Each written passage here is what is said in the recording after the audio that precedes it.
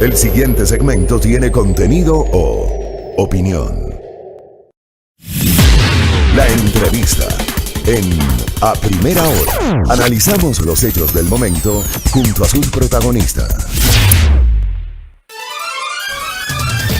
A ver, 7:27. Voy a actualizar rápidamente la información de lo que está pasando en el Perú.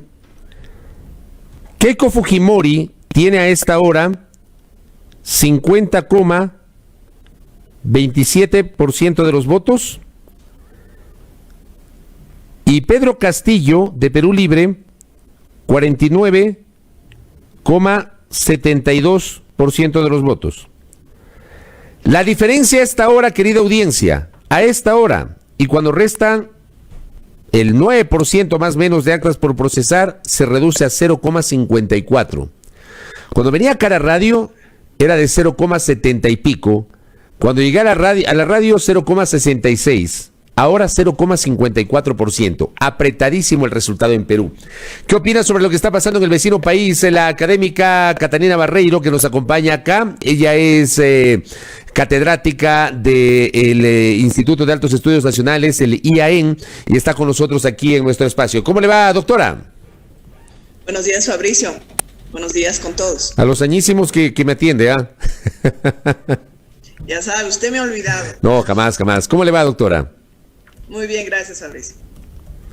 Bueno, yo creo que el proceso electoral del Perú es probablemente uno de los que más se ha seguido toda la región, porque luego de tener además unos 4 años casi de alta inestabilidad política, con cambios de presidentes, prácticamente con grandes escándalos de corrupción, llegamos al final de todo este proceso electoral con un modelo de campaña en donde está Keiko Fujimori, que también está acusada de corrupción, y Castillo, que más bien viene de un proceso electoral histórico y que proviene además de un centro que no necesariamente es Lima, que es el caso de Keiko. Para ahora, en cambio, estamos expectantes de saber cuál es el resultado oficial de esa diferencia, que es prácticamente mínimo. Lo que sí es cierto es que vemos que hay un Perú que además también enfrentó digamos, movilizaciones sociales alrededor de cuestionar el acceso a determinados niveles, como es la educación, que además devino en la caída del último presidente. Entonces creo que ha sido un proceso que todos estamos expectantes, porque estamos ganando por una nariz si estaríamos viendo justamente una carrera de caballos en un hipódromo. Es casi nada la diferencia.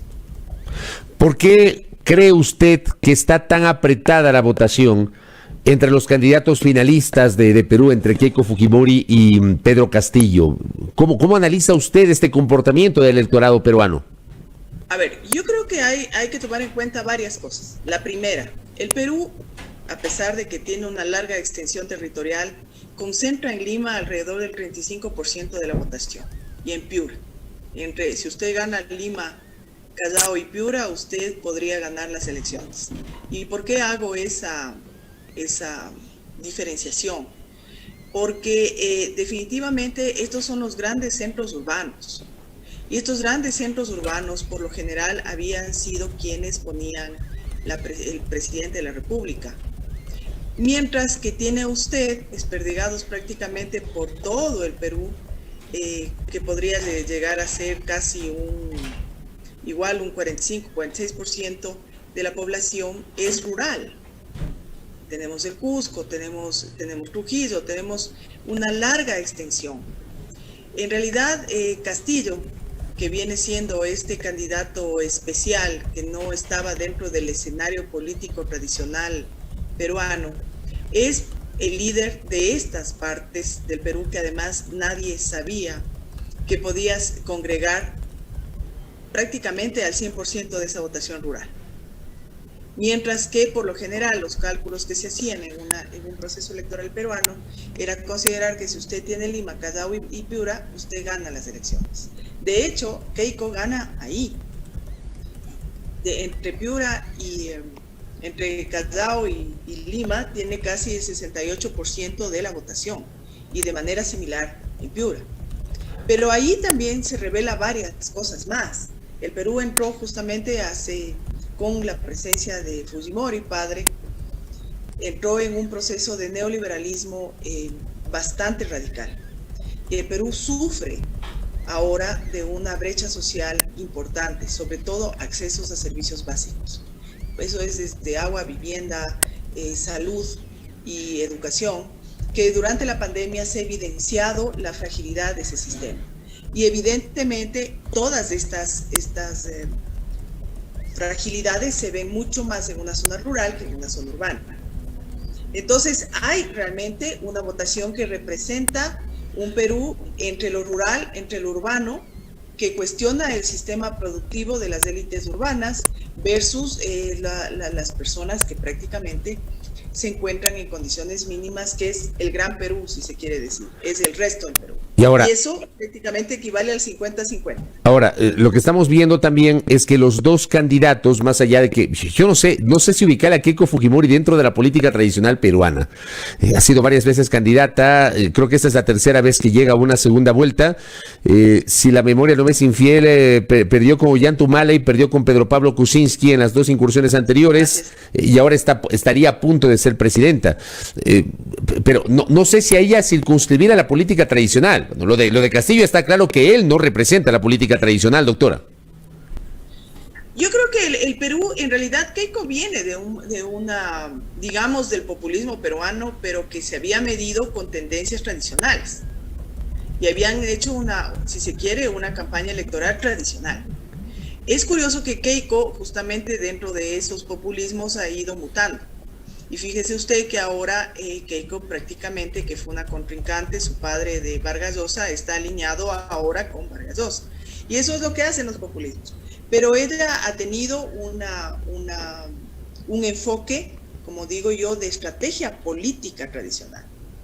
Y ese enfoque es, miren, ustedes que hemos logrado tener un Perú rico, industrioso, donde todo el mundo es emprendedor. Yo siempre digo, cuando usted va al Perú, baja, coge un taxi y tiene que negociar, porque todo el mundo es negociante allá, producto de un sistema desregularizado del neoliberalismo.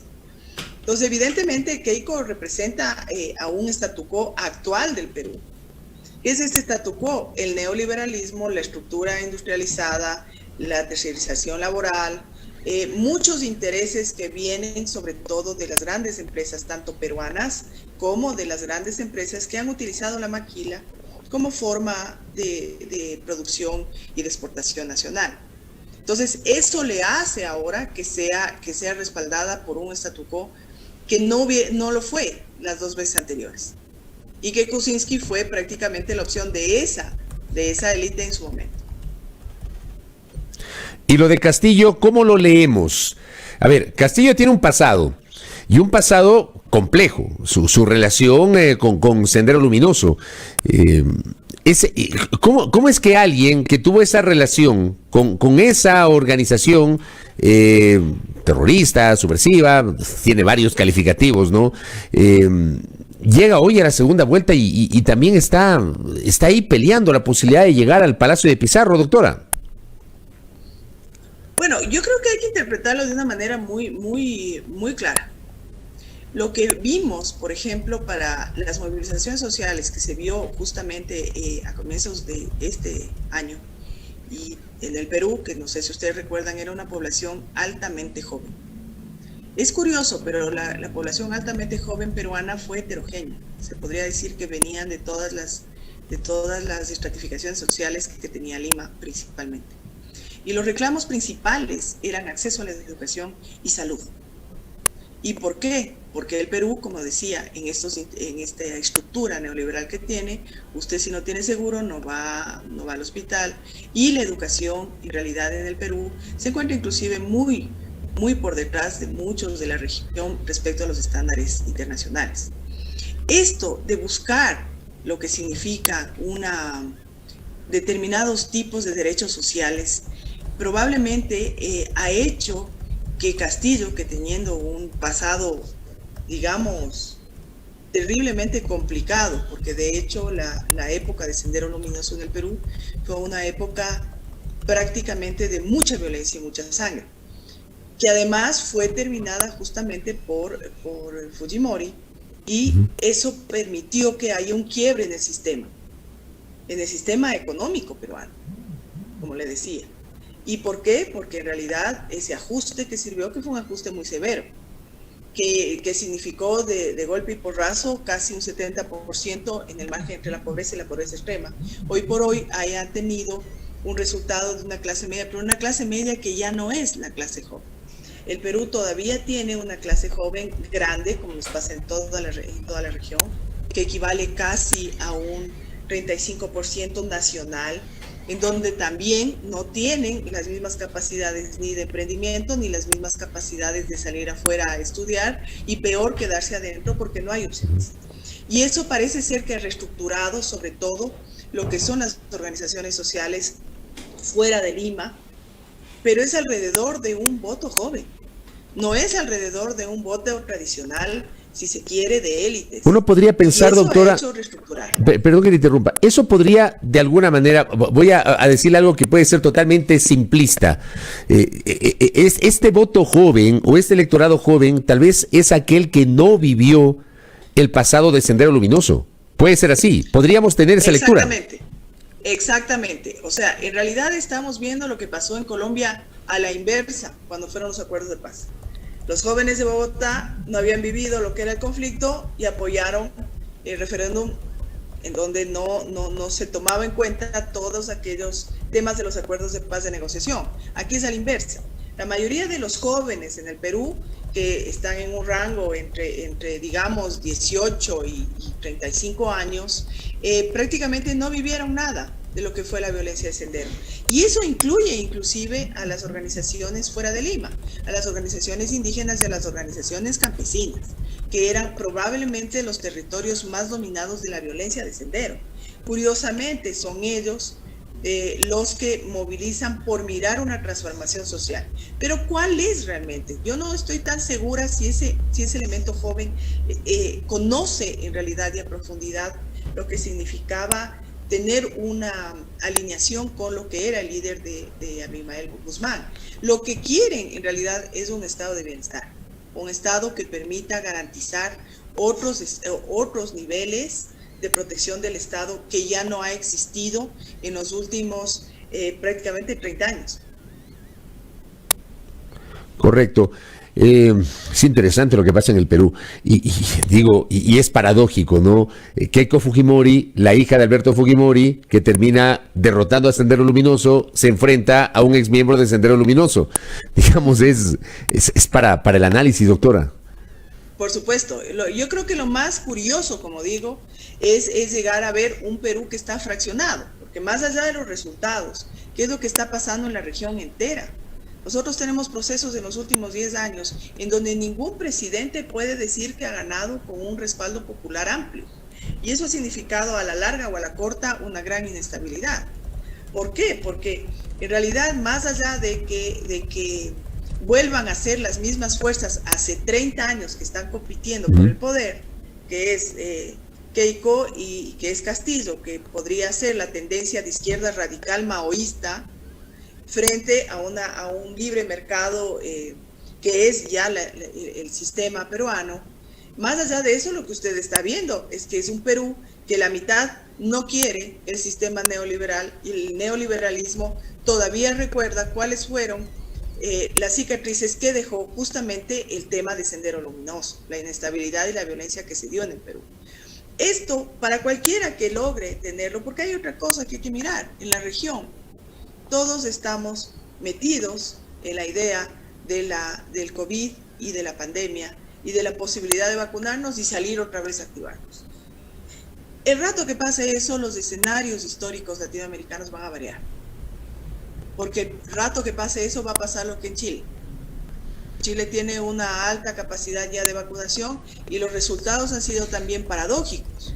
Un Piñera con una popularidad terriblemente baja, y con una población también amplia, joven, de toda la estratificación social que pide cambios al sistema neoliberal para un estado de bienestar. Ellos tienen una población vacunada mucho más alta que la región, ellos se movilizan y ellos generan inestabilidades. No va a ser distinto en el Perú, no va a ser distinto en la región en general, porque estamos paralizados de todas las maneras por el tema. Ahora, en el Perú, a pesar de la pandemia, hubo grandes movilizaciones.